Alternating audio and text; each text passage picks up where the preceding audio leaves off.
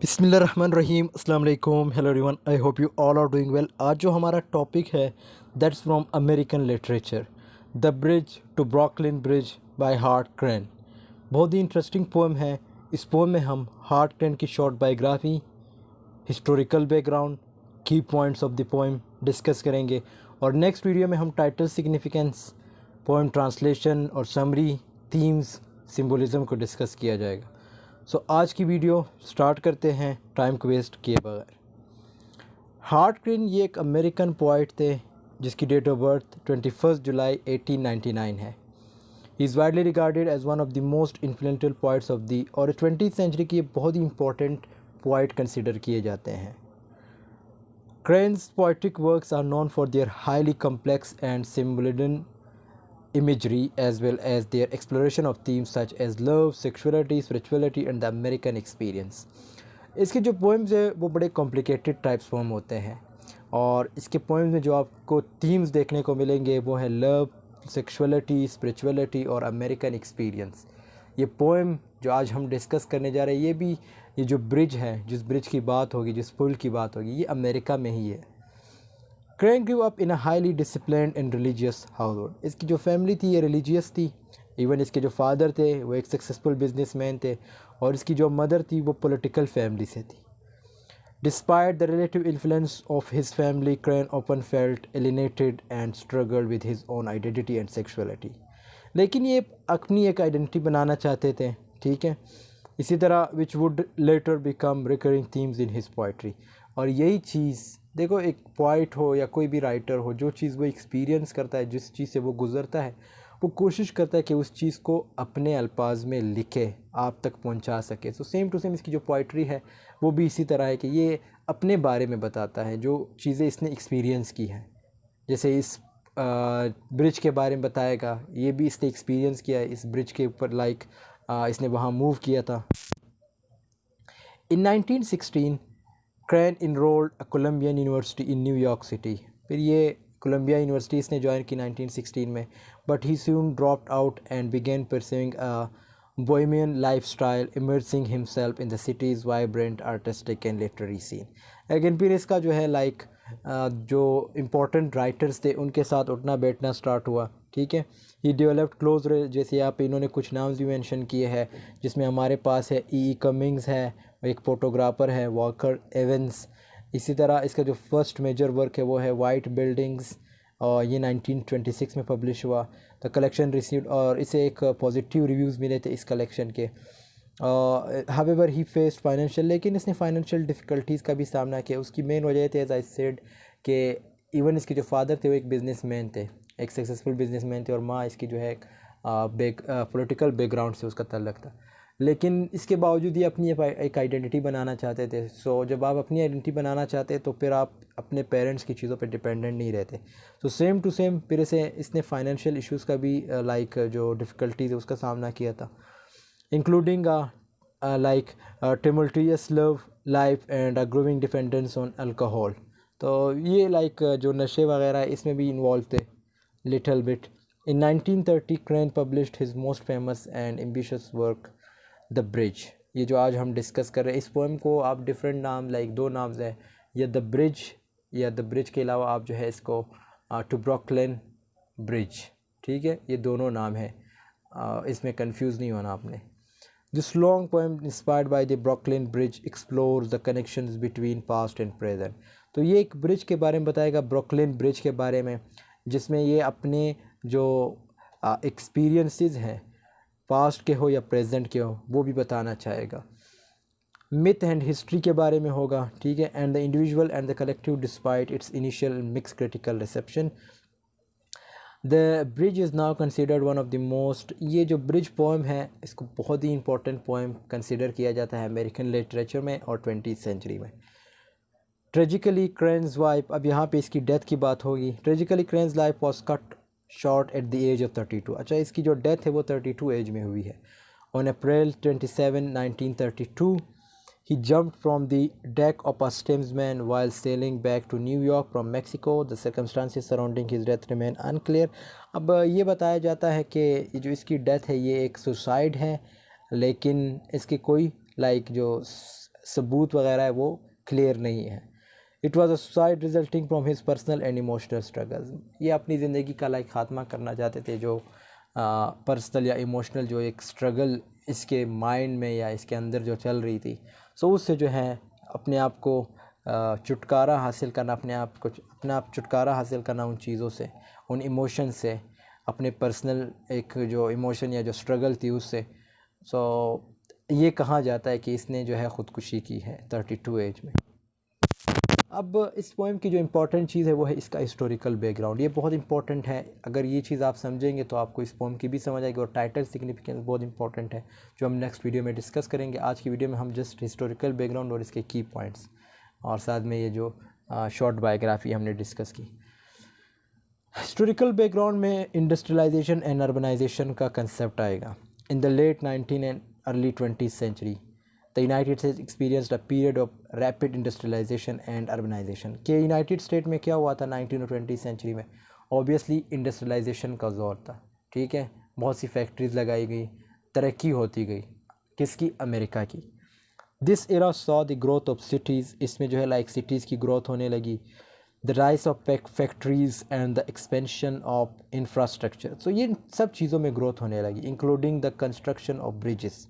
जैसे ये पोएम जो है ब्रिज से रिलेटेड है, तो ये भी बताया गया है कि जो ब्रिज थे उनकी भी कंस्ट्रक्शन होने लगी। आज भी आप सुनते होंगे कि जो अंग्रेज़ों ने पुल बनाए थे वो आज भी कायम है, लेकिन जो हमारे वाले बना रहे वो आई थिंक 2 to 3 ईयर्स के बाद जो है वो टूट फूट का शिकार होते हैं।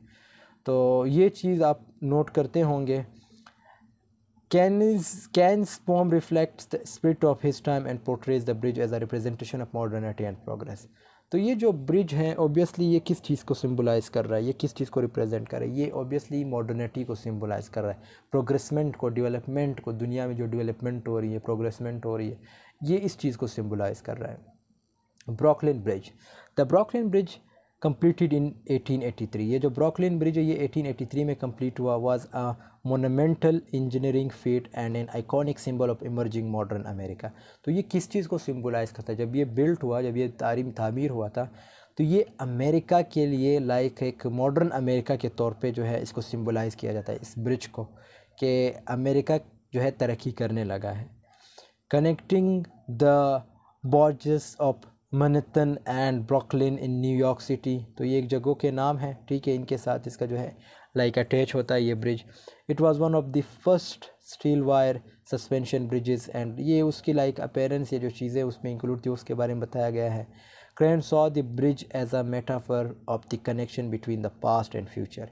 तो ये इसलिए इसको पास्ट और फ्यूचर से कंपेयर कर रहा है या बता रहा है, क्योंकि ये पास्ट में बनाया गया, ओबियसली फ्यूचर में क्या होगा इस ब्रिज के साथ। आगे से इसने क्या लिखा है? As well as link between the physical and spiritual realms. तो इसका जो कनेक्शन है वो किससे जोड़ा गया है? आपके फिज़िकल या स्पिरिचुअल रियलिम्स से। The Great depression, great depression मैं आपको सिंपल बताता हूँ। ग्रेट डिप्रेशन किससे कहते हैं? ग्रेट डिप्रेशन जब एक मुल्क या कोई भी दुनिया में, जब ग्रेट डिप्रेशन कहा जाता है जब दुनिया में इकोनॉमिकल ब्रेकडाउन हुआ था, मींस लाइक जब इंसान भूख और अफलास का शिकार हुए थे, मींस उस वक्त लाइक कुछ था ही नहीं खाने पीने के लिए। तो इसमें ये पॉइंट्स में यही बताया गया है कि Crane wrote and publish the bridge during the years of the Great Depression. ये उस वक्त लिखा गया था, यहाँ पे देखो, a severe economic downturn in the 1930s, कि 1930s में ये जो है लाइक जब एक सिवियर इकोनॉमिक डाउन टर्न हुआ था, मींस इकोनॉमिकल जो कंडीशन थी वो बहुत ख़राब थी पूरी दुनिया की। The poem with its themes of hope and possibility aim to provide solace and inspiration in time of national crisis. It sought to capture the essence of America and its potential for rejuvenation, using the Brooklyn Bridge as a symbol of resilience and progress. लेकिन America उस वक्त भी like इतना अपने आप को ये इतना डाउन नहीं हुआ था, फिर भी इसकी तरक्की हो रही थी। जिस तरह ये बताया गया है इस पॉइंट में कि अमेरिका उस वक्त भी प्रोग्रेस कर रहा था, ठीक है। जो गरीब ममालिक थे वो ऑब्वियसली इस चीज़ से बहुत ज़्यादा उसको लाइक बहुत इफ़ेक्ट हुए थे। Modernist poetry, heart crane was a prominent figure in American modernist poetry, which emerged in the early 20th century. Modernist poets sought to break away from traditional poetic forms and explore new themes. अब आपने like traditional poets का भी सुना है, modernist poets का भी सुना है, तो इसका शुमार किन में किया जाता है? ये मॉडर्निस्ट पोइट में, जिस तरह इज़रा पाउंड है और ये हमारे जो आज के राइटर हैं, ये सारे मॉडर्निस्ट पोइट्स थे। इनके थीम्स आपको डिफरेंट देखने को मिलेंगे, स्टाइल्स इनका डिफरेंट होता है, स्ट्रक्चर इनके पोएम का डिफरेंट होता है। Crane's poem to Brooklyn bridge exemplifies this movement with its experimental use of language, complex imagery and a fragmented narrative। तो इस पोएम में भी यही चीज़ है कि एक कॉम्प्लेक्स इमेजरी का यूज़ करेगा इस पोएम में, ठीक है। लैंग्वेज इसकी डिफ़िकल्ट है, लेकिन ये जो है इंशाल्लाह मैं कोशिश करूँ कि आप लोगों को समझा सकूँ। बाकी अगर आप इस चीज़ों को भी समझ ले तो ये पोएम आपको खुद समझ आ जाएगी कि इस पोएम में है क्या। की पॉइंट्स, टाइटल क्या है? The full title is the bridge to Brooklyn bridge. It signifies Crane's intent to explore not only the physical structure of the bridge but also its symbolic and metaphorical। तो इसमें जिस तरह हमने पिछले slide में discuss की, इसके physical appear कि इसमें क्या क्या इंक्लूड था, किस तरह बनाया गया, ये सारी चीज़ें बताई गई हैं। पब्लिकेशन इसकी हुई थी 1930 में, 1932 में इसकी डेथ हुई, इसने जब सुसाइड किया था। इट कंसिस्ट ऑफ 15 सेक्शंस और पोएम्स। इसके जो है लाइक हम कह सकते हैं 15 स्टेंजाज हैं, ईच एक्सप्लोरिंग डिफरेंट थीम्स, और हर जो है स्टेंजा है उसके डिफरेंट थीम्स है और हिस्टोरिकल कंटेक्स्ट है। Modernist poem, the bridge is considered a quintessential modernist poem. ये एक मॉडर्निस्ट पोम है। It reflects experimental fragmented style of the era, incorporating multiple voices, shifting perspective and dense imagery to convey the complexity of urban life and the human experience।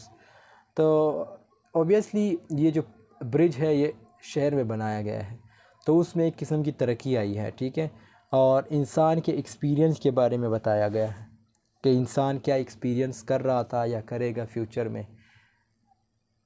Influence, Crane's poetic influences include Walt Whitman. अब इसके ये जो हमने पिछले उसमें भी discuss किया था स्लाइड में कि इसके कुछ फ्रेंड्स बन गए थे, और जिससे ये जब इन्फ्लुएंस हुए थे वो कौन कौन थे, जिसमें वॉल्ट वाइटमैन है, एमिली डिकिंसन है, टी.एस. एलियट है, और French symbolists poets such as Arthur Rimbaud। He incorporates their stylistic elements and themes into his own unique vision in the bridge। तो ये इन्हीं की चीज़ों को जो है लाइक एक यूनिक वे में रिप्रेजेंट कर रहा है अपने पोम्स में। कौन? ये जो हमारे पोइट है cranes, art cranes. Critical reception, initially the bridge received mixed reviews. ये लाइक जब ये पोम पब्लिश हुआ तो ज़्यादातर इसको लाइक पॉजिटिव रिव्यूज़ मिले थे, लेकिन जब आप कुछ लिखते हैं तो आपको पॉजिटिविटी और नेगेटिविटी ये दोनों देखने को मिलती है। नेगेटिव कमेंट्स भी देखने को मिलते हैं और पॉजिटिव कमेंट्स भी देखने को मिलते हैं। सो सेम टू सेम ये जो पोम लिखा गया था the Brooklyn bridge to Brooklyn bridge, तो इस पे भी लोगों ने डिफरेंट कमेंट्स किए थे, डिफरेंट लाइक व्यूज़ दिए थे। Legacy, the bridge is considered heart cranes magnum opus and one of the most important long poems in American literature, exploration of urban life, spirituality and the American experience, continue to resonate with readers and has influenced subsequent generations of poets। Personal significance, for Crane the bridge was not only a poetic exploration but also a deeply personal endeavor। It reflects his own struggle with identity, alienation। तो ये poem ये अपने आप को भी उससे compare कर रहा है। आप कह सकते किस तरह, जिस तरह यहाँ भी इन्होंने लिखा कि पर्सनल सिग्निफिकेंस, वो इस तरह जैसे हमने जब इसकी बायोग्राफी डिस्कस की तो उसमें इसने एक चीज़ बताई कि ये अपने आप को एलिनेटेड फील करते थे। हालांकि इसकी जो फैमिली थी वो बिज़नेस फैमिली से इसका ताल्लुक़ था। इसकी जो मदर थी वो एक प्रोमिनेंट पॉलिटिकल उसका बैकग्राउंड था, लेकिन उसके बावजूद ये अपनी आइडेंटिटी बनाने में, और इस तरह इसकी जो ट्रेजिक डेथ हुई, ठीक है, जब ये इसने सुसाइड की थी। हिस्टोरिकल एंड मिथोलॉजिकल रेफरेंसेस, तो इसमें जो है लाइक डिफरेंट मिथोलॉजी का भी यूज़ किया गया, उसका भी रेफरेंसेस दिए गए। हिस्ट्री तो हमने इसकी डिस्कस कर ली पिछले स्लाइड्स में, आपको बेहतर पता है, जिसमें इसने ग्रीक मिथोलॉजी को डिस्कस किया है, बिब्लिकल नैरेटिव्स ऐड किए हैं। American history to evoke a sense of continuity and the collective human experience. Invocation and apostrophe, the poem begins with an invocation to the bridge, addressing it directly as a personified entity। Crane celebrates the bridge's grandeur and its symbolic significance as a link between two worlds. तो ये like bridge किस चीज़ को, ये ऐसा भी symbolize करता है कि एक मतलब दो दुनिया, ठीक है। जिस तरह हम कह सकते हैं कि एक ऊपर और एक नीचे, मींस जब आप ब्रिज बनाते हो ऑब्वियसली नीचे भी रास्ता होता है, नीचे से भी किसी ने गुजरना होता है। तो ये उस चीज़ को भी इसने जो है लाइक एक किस्म की सिंबलाइजेशन की है। Exploration of time, the poem explores, अब इसमें क्या बताया गया इस पॉइंट में कि जो वक्त है वो चेंज होता रहेगा, ठीक है। और जिस तरह ये ब्रिज जब बनाया गया था तो ऑब्वियसली उस वक्त क्या, जिस तरह ये बताया गया है कि पोएम में कि मॉडर्निटी स्टार्ट हुई थी, और किस से स्टार्ट हुई, ये अमेरिका ने, ठीक है। अमेरिका जो है वो तरक्की करने लगा था, और कम्प्लेक्स स्ट्रक्चर, इस पोएम का जो है कम्प्लेक्स स्ट्रक्चर है, इसमें आपको डिफरेंट थीम्स भी देखने को मिलेंगे, और इसके 15 टू 14 स्टेंजाज है, और इसके साथ साथ musicality and rhythm, musicality and rhythm. Cranes poem is known for its musicality and rhythmic language. तो इसमें जब ये आप पोएम पढ़ेंगे तो इसमें भी आपको ऐसे लगेगा कि एक म्यूज़िक की तरह है, और राइम स्कीम्स का यूज़ हुआ है, ठीक है। ये इम्प्लॉयज़ पोइट्रिक डिवाइसेस, और इसमें जो पोइट्रिक डिवाइसेस वो है एलिनेशन, एलिट्रेशन, एसोनेंस, ओमनिटोपिया, कॉन्सोनेंस, ये सारे जो है राइम स्कीम यूज़ हुए हैं। सो दोस्तों, this was all about today's. I hope आपको ये वीडियो पसंद आई होगी। नेक्स्ट वीडियो में हम टाइटल, सिग्निफिकेंस, पोएम ट्रांसलेशन या समरी, थीम्स और सिम्बोलिज्म को डिस्कस करेंगे। तो वीडियो पसंद आई तो ज़रूर लाइक, कमेंट, शेयर कीजिएगा। मिलते हैं नेक्स्ट वीडियो में, तब तक के लिए अल्लाह हाफ़िज़, टेक केयर।